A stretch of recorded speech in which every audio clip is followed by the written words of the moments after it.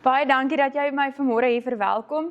Ons is baie opgewonde oor jou produksieveiling die 3 September. Dis om die draai. Die voorbereidings is gedoen. Ons is besig met die bemarking. So ons is nou in die laaste bene voor die veiling plaasvind. So ek kuier vandag by jou om spesifiek oor die Droughtmaster en die Boerhaan genetika te gesels. Ons bespreek 'n heel party koeie en bulle.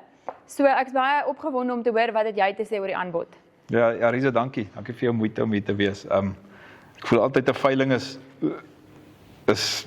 die beeste is daar so, maar die mense hoor nie regtig altyd die storie agter van die beeste nie. Toe het ek goed gedink om sommer net 'n handjie vol beeste net hier in te sit en net sommer net 'n bietjie meer inligting te gee oor die beeste wat ek dink waardevol sal wees vir mense wat wil koop.